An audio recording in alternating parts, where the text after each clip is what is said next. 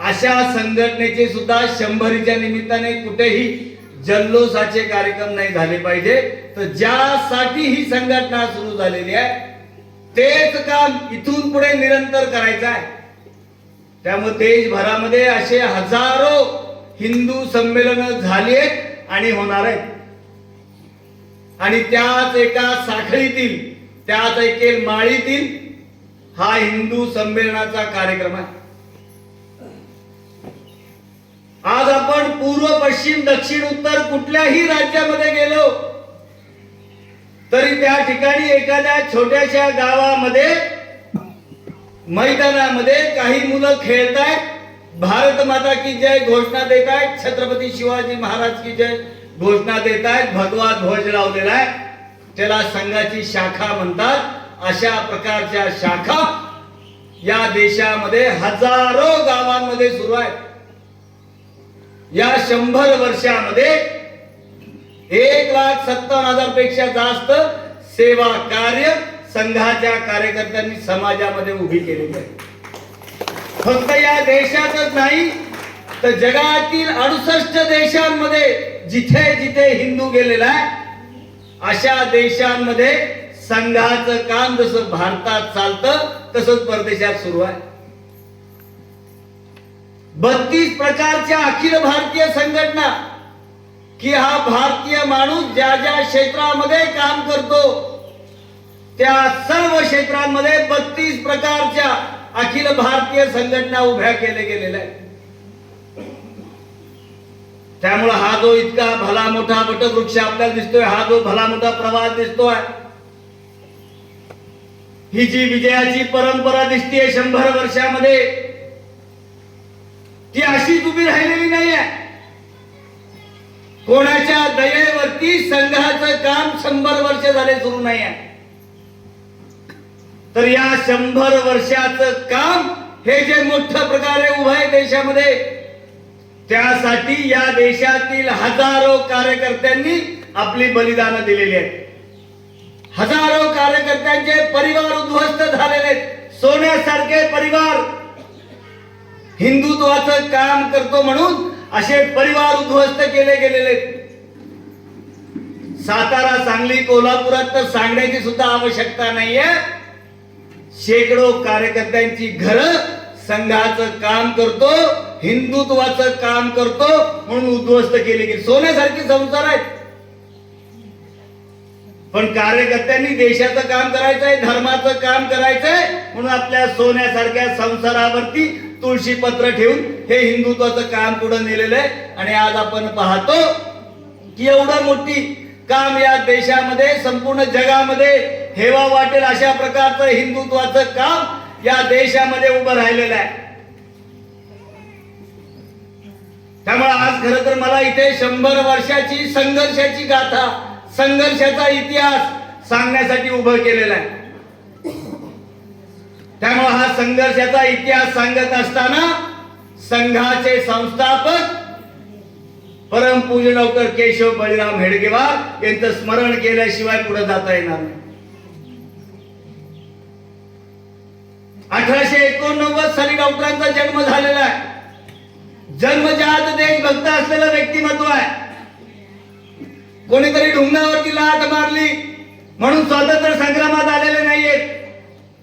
बाप दाद्यांचा अमाप पैसा पडलेला प्रतिष्ठा आहे, ती जपून ठेवायची आहे. इंग्रजांची वक्रदृष्टी त्याच्यावरती येऊ नये म्हणून स्वातंत्र्य संग्रामात डॉक्टर हेडगेवार आलेले नाहीयेत. तर 18 विश्व दारिद्र्य असलेल्या घरामध्ये डॉक्टरांनी जन्म घेतलेला आहे. हाताच्या बोटावर मोजणे इतके डॉक्टर त्या काळात मध्य प्रांतामध्ये डॉक्टर जिथे राहत होते त्या नागपूरमध्ये होते. हाताच्या बोटावर मोजणे इतके.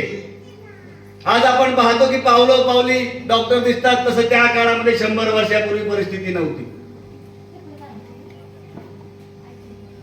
सगळ्यांना वाटलं की आता हा इतका मोठा डॉक्टर होऊन आलाय, घराचं हे 18 विश्व दारिद्र्य संपून टाकेल, पुढच्या 4-6 पिढ्यांना आरामात बसून राहता येईल, इतका पैसा कमवेल, अशा प्रकारची स्वप्न बघणारे या सगळ्यांच्या स्वप्नावरती डॉक्टर हेडगेवारांनी पाणी फिरवलेलं आहे. मी मगाशी म्हटलं जन्मजात देशभक्त.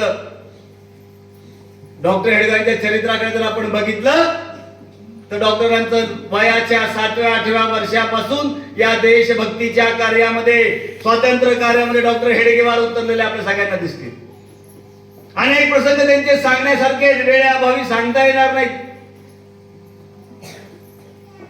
त्या इंग्लंडच्या राणीच्या राज्याभिषेकाचा समारंभ होता. संपूर्ण देशभर मिठाई वाटली होती. डॉक्टर हेडगेवार सुद्धा शाळेमध्ये, त्या बालकेशवच्या शाळेमध्ये सुद्धा मिठाई वाटली. त्या बालकेशवनी ती मिठाई कचरा डब्यात फेकून दिली. का? तर जी राणी आपल्यावरती राज्य करते, आपल्या देशाला पारतंत्र्यात ठेवलंय, अशा राणीचा कसला वाढदिवस, कसला राज्याभिषेक समारंभ साजरा करायचा. नागपूरच्या सीताबर्डी किल्ल्यावरती युनियन जॅक झेंडा लावलेला आहे, इंग्रजांचा झेंडा आहे. तिथे छत्रपती शिवाजी महाराजांचा भगवा झेंडा लावायचा आहे, स्वराज्याचा झेंडा लावायचा आहे. म्हणून शेजारी असलेल्या एका त्यांच्या शाळेतल्या गुरुजींच्या घरातून भुयार खणण्याचं कार्य सुद्धा डॉक्टर हेडगेवारांनी त्यांच्या लहानपणात केलेलं. शाळेमध्ये 8वी 9वी मध्ये शिकत असताना शाळेमध्ये इंग्रज अधिकारी पाहणी करण्याला येणार असतात. डॉक्टर हेडगेवारांनी संपूर्ण शाळेमध्ये अशा प्रकारचा निरोप दिला की प्रत्येक वर्गामध्ये त्या इंग्रज अधिकाऱ्याचं स्वागत वंदे मातरमनी झालेलं आहे. शेवटी चिडून ती शाळा बंद केली गेली. माफी मागून शाळेत अशा प्रकारचा फतवा काढला गेला. डॉक्टर हेडगेवार माफी मागितली नाही, त्यांनी शाळा सोडली. पुढे राष्ट्रीय पाठशाळेमध्ये यवतमाळमध्ये जाऊन शालांत शिक्षण पूर्ण केलं आणि वैद्यकीय शिक्षण घेण्यासाठी ते कलकत्त्यामध्ये गेले. देशभरामध्ये अनेक ठिकाणी वैद्यकीय महाविद्यालय होती. कलकत्त्यामध्ये जाण्याचं कारण होतं की कलकत्ता हे त्यावेळेस या देशातील सर्व क्रांतिकारकांचं केंद्र होतं.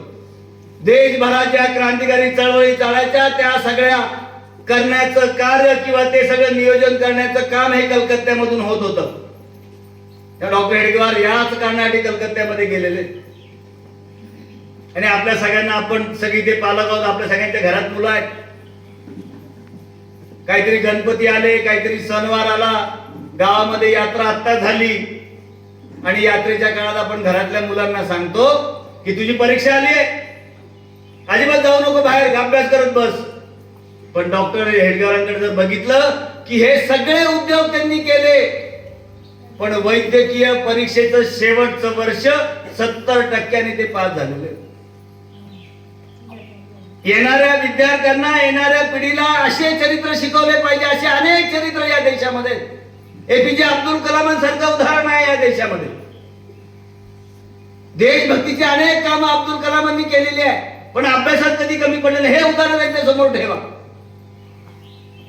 की सगळं करायचं आहे, देशाचं काम करायचंय, देवाचं काम करायचंय, धर्माचं काम करायचंय, संस्काराचं काम करायचंय.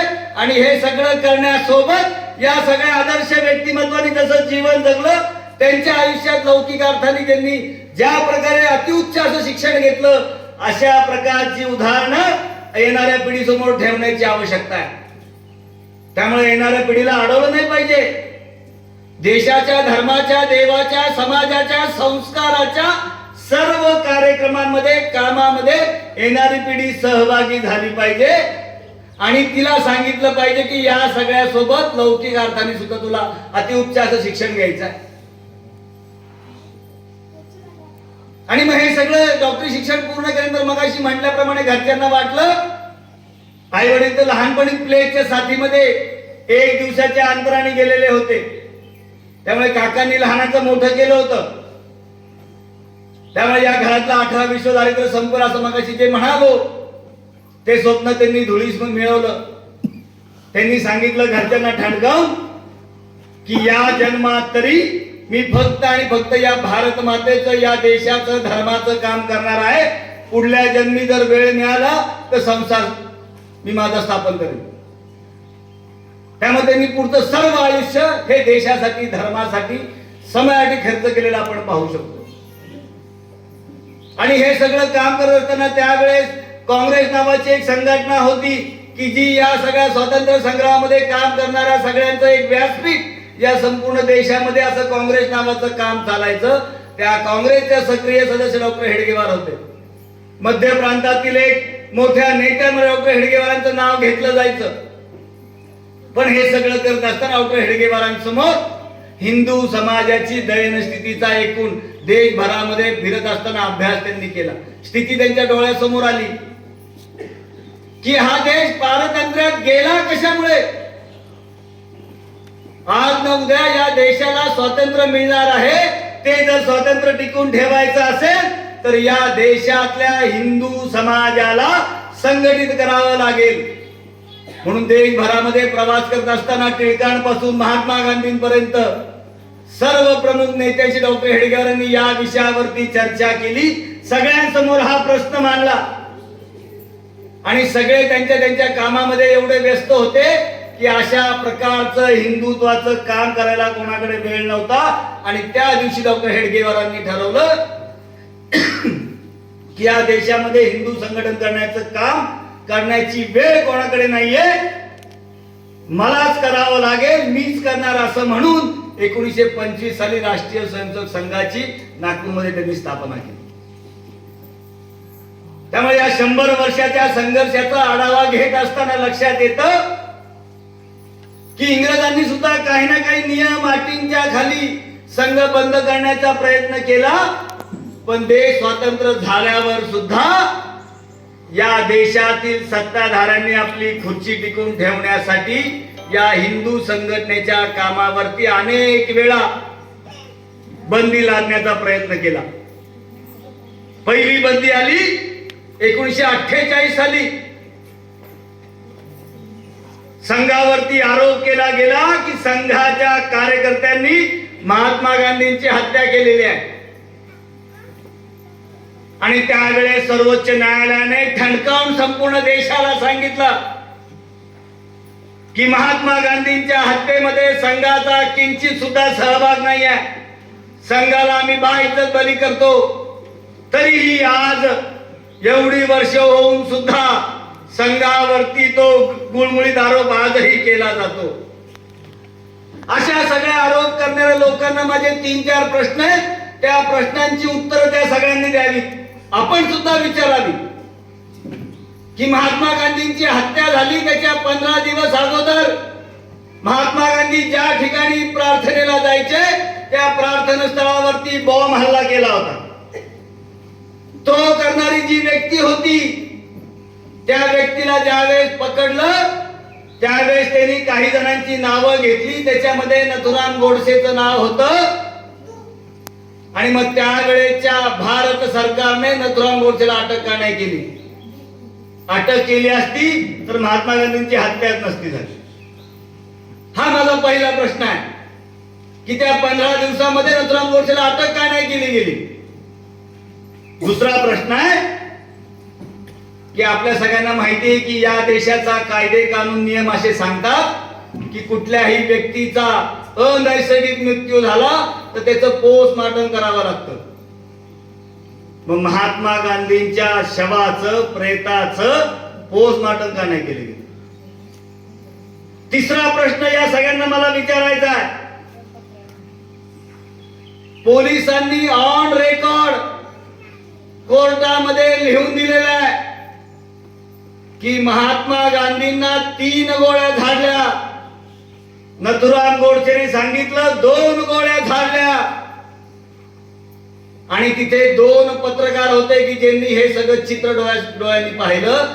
त्यांनी ऑन रेकॉर्ड न्यायालयामध्ये येऊन आपली जबानी दिली आहे. त्यांनी सांगितलंय की महात्मा गांधींवरती 4 गोळ्या झाडल्या. मग एवढ्या वर्षामध्ये महात्मा गांधींच्या हत्येचा तपास का नाही केला गेला. 2 झाडल्या, 3 झाडल्या का 4 गोळ्या झाडल्या. महात्मा गांधींच्या प्रेताचं शवाचं पोस्टमॉर्टम का नाही केलं गेलं. आणि पहिल्या 15 दिवसामध्ये नथुराम गोडसेला का नाही अटक केली. हे जर सगळं केलं असतं तर काहींच्या खुर्च्या हल्ल्या असत्या. म्हणून हा आरोप कोणावर टाकायचा म्हणून राष्ट्रीय स्वयंसेवकावर टाकला गेला.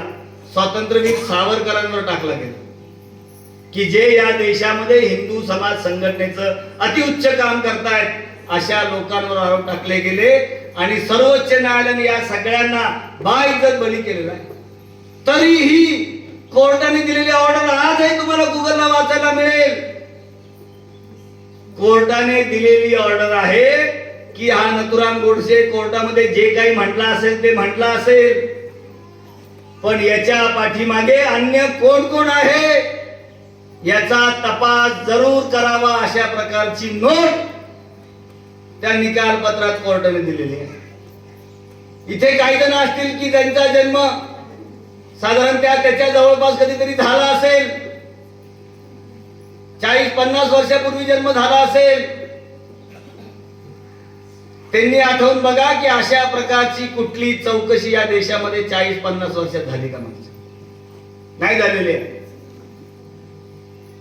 हा एक पहिली बंदी संघावरती आणली गेली. दुसरी बंदी आणली ती 1975 साली की या भारत मातेला पडलेलं एक काळ स्वप्न होतं. आणि या सगळ्या सत्ता संघर्षामध्ये संघाला जर नाही ओढलं तर हा सत्ता संघर्ष कसा पूर्ण होईल, म्हणून संघाला त्याच्यामध्ये ओढलं गेलं. पुन्हा एकदा पहिल्या बंदीमध्ये ज्या प्रकारे हजारो लाखो कार्यकर्त्यांना जेलमध्ये विनाकारण डांबलं गेलं, पुन्हा एकदा 75 साली लाखो कार्यकर्त्यांना जेलमध्ये डांबलं गेलं. काहींच्या नोकऱ्या गेल्या, व्यवसाय गेला. पहिले सांगितल्याप्रमाणे सोन्यासारखी संसार उद्ध्वस्त झाली. तरीही एवढं होऊन सुद्धा आज तागायत 100 वर्ष झाली. झालेले सर्व अन्याय अत्याचार विसरून संघाच्या कार्यकर्त्यांनी या देशामध्ये अनेक कामं उभे केलेले आपण पाहू शकतो. ज्या वेळी परकीय आक्रमणाने या देशावरती हल्ला करण्याचा प्रयत्न केला, त्या सर्व युद्धांमध्ये राष्ट्रीय स्वयंसेवक संघाच्या स्वयंसेवकांनी सैनिकांच्या खांद्याला खांदा लावून शत्रूला तोंड दिलेला आहे. आणि याची कदाचित शाबासकी म्हणा, कौतुक म्हणा, म्हणून 63 साली नाईलाजाने त्यावेळेच्या केंद्र सरकारला 26 जानेवारीच्या गणतंत्र दिनाच्या परेडमध्ये संघाच्या 3000 स्वयंसेवकांना पूर्ण गणवेशामध्ये राजपथावरून सैनिकांसोबत संचलन करण्याची परवानगी 1963 साली दिली होती. आज गुगल मध्ये आपण सर्च करू शकता, त्याचे फोटोग्राफ्स उपलब्ध आहेत, व्हिडिओज उपलब्ध आहेत. ज्या वेळी या देशावरती नैसर्गिक आपत्ती आली त्यावेळी संघाच्या कार्यकर्त्यांनी झोकून देऊन केलेलं काम आपण पाहू शकतो. मग तो भूकंप आला असेल, पूर आला असेल. आता आपल्याकडे 19 साली जो पूर येऊन गेला सांगली कोल्हापूर भागामध्ये, त्या सर्व ठिकाणी स्वतःच्या घरातलं दुःख बाजूला ठेवून संघाच्या कार्यकर्त्यांनी समाजासाठी काम केलेले अनेक उदाहरणं या सांगली कोल्हापूरच्या अनेक गावांमध्ये अनेक नागरिक हिंदू बांधव सांगू शकतात. इतकी मोठी कामं सुद्धा संघाच्या कार्यकर्त्यांनी केलेली आहे. कोविड सारखा एक मोठा जीव घेणा आजार आता येऊन गेला. या कोविड काळामध्ये सुद्धा संघाच्या कार्यकर्त्यांनी ज्यावेळी माणूस माणसापासून दूर चालला होता, त्या माणसाला जवळ आणण्याचं काम त्या कोविडच्या आजारामध्ये संघाच्या कार्यकर्त्यांनी केलं. त्यामुळे या जगामध्ये सर्वाधिक पहिलं असं कोविड केअर सेंटर की जे व्हॉलेंटियरनी चालवलेलं आहे, असं जगातलं पहिलं कोविड केअर सेंटर आपल्या या पश्चिम महाराष्ट्रामध्ये पुण्यामध्ये स्थापन केलं. 2 वर्ष ते कोविड केअर सेंटर चाललं. 2800 कोविड रुग्णांना निरोगी बनवून त्या कोविड सेंटर मधून बाहेर काढण्याचं काम संघाच्या कार्यकर्त्यांनी केलं. आणि या सगळ्या काळामध्ये अनेक कार्यकर्त्यांना आपले बलिदान सुद्धा द्यावे लागले. कोविडचा आजार त्यांना झाला का तर लोकांमध्ये गेले, कोविड रुग्णांमध्ये जाऊन सेवा कार्य केलं, म्हणून त्या आजाराने त्यांना घेरलं आणि त्यांनी त्याच्यामध्ये बलिदान दिले. असे अनेक उदाहरणं आपल्या भागामध्ये सापडतील. त्यामुळे या संघाच्या संघर्षाचा इतिहास सांगण्यासाठी संपूर्ण देशभर अशा प्रकारचे हिंदू संमेलन ठिकठिकाणी होत आहेत. आणि या सगळ्या हिंदू संमेलनाच्या माध्यमातून हिंदू समाजासमोर आणि या देशासमोर असलेली आव्हानं या हिंदू समाजाला सांगणं, दाखवणं या हिंदू संमेलनाच्या माध्यमातून होत आहे. आपल्या सगळ्यांना कदाचित विषय वेगळा वाटेल, आपल्या भागात कदाचित ते लोण पसरलेलं नसेल, पण आज संपूर्ण देशभर आपल्या घरातील दुर्गा नासवण्याचं षडयंत्र संपूर्ण देशभर सुरू आहे. मागच्या 25-30 वर्षापासून संघ सगळ्यांना ओरडून सांगतोय की लव जिहाद सारखं षडयंत्र संपूर्ण देशभर सुरू आहे. कोणाला विश्वास पटत नव्हता. ज्यावेळी केरळमध्ये 8,000 मुली एका वर्षामध्ये गायब झाल्या आणि तिथल्या हायकोर्टाला याची नोंद घ्यावी लागली आणि मग हायकोर्टाने सगळ्यांना सांगितलं की लव जिहाद सारखा प्रकार आपल्या केरळमध्ये सुरू आहे. आणि संघ अनेक दिवसांपासून सांगतो, त्यावेळेस कोणाचा विश्वास नाही पटला. ज्यावेळेस या न्याय देवतेने या देशाला सांगितलं की अशा प्रकारचं षडयंत्र या देशामध्ये सुरू आहे, त्यावेळेस लक्षात येतं. आपण तर सगळे सामान्य आहोत. इथे काही तरुण पिढी बसलेली आहे, काही नवदुर्ग आहेत, काही तरुण आहेत. त्यामुळे ते सगळे मोबाईल वापरतात. त्यांचा समोरच्या सांगण्यावरतीपेक्षा त्या गुगलवर जास्त विश्वास आहे. तर अशा या सगळ्या तरुण पिढीने गुगल करावं, आपल्या घरच्यांना पण दाखवावं.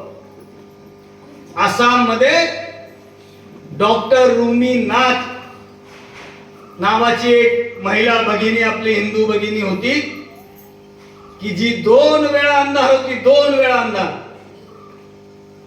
चांगलं असं सुशिक्षित असं कुटुंब. सासरे डॉक्टर, सासू डॉक्टर, नवरा डॉक्टर, ही सुद्धा डॉक्टर. 2 सोन्यासारखी पोरं पदरामध्ये देवाने टाकलेली आहेत.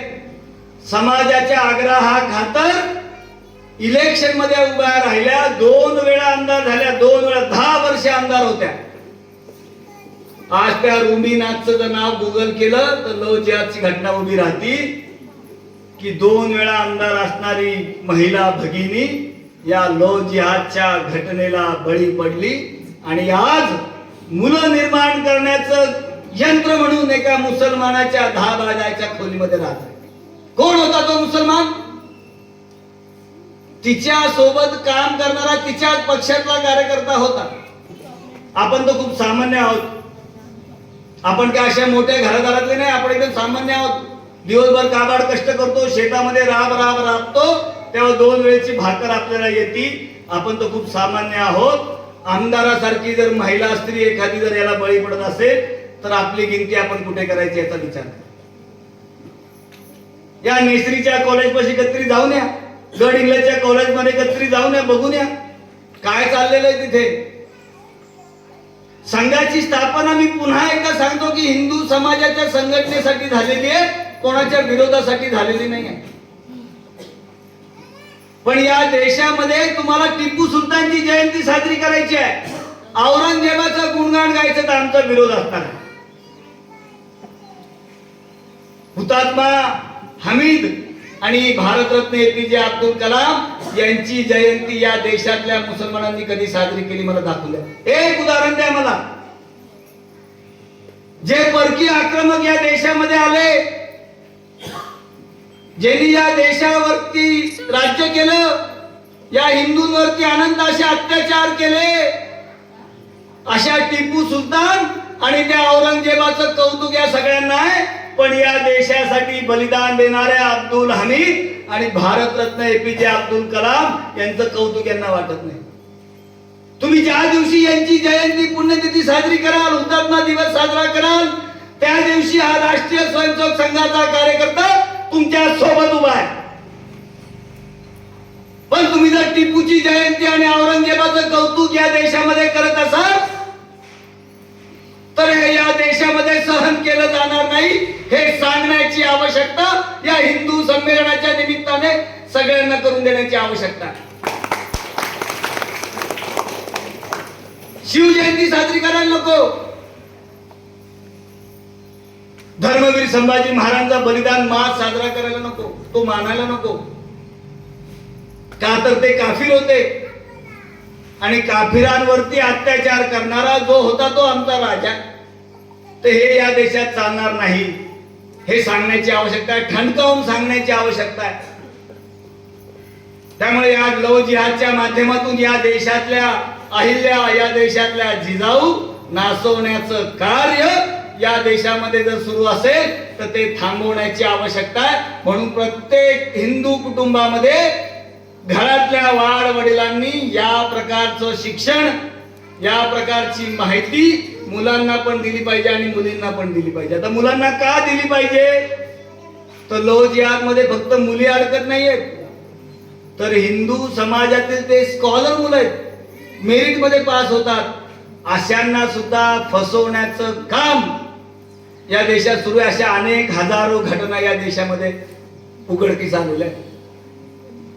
या कोल्हापूर जिल्ह्याची जर आकडेवारी काढली आपण तर मागच्या वर्षभरामध्ये 178 मुलं की जे या लव जिहादला बळी पडले आणि त्यांनी शिक्षण झाल्यानंतर मुस्लिम धर्म स्वीकारला आणि मुस्लिम झालेले, आणि हजाराच्या संख्येमध्ये आपल्या दुर्गा पळून नेलेल्या आहेत.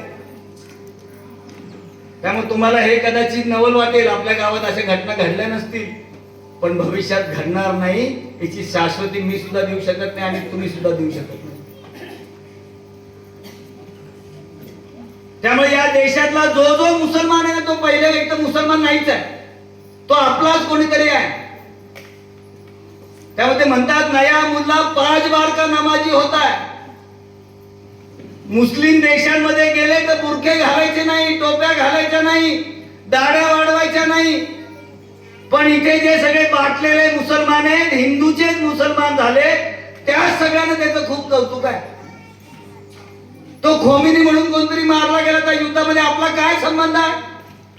ते अमेरिकेने आणि इस्रायली त्याच्यावरती हल्ला केलेला, भारत त्याच्यामध्ये कुठेही नाही आहे. पण त्या खोमिनीला मारलं म्हणून या देशामध्ये मातम केला जातो.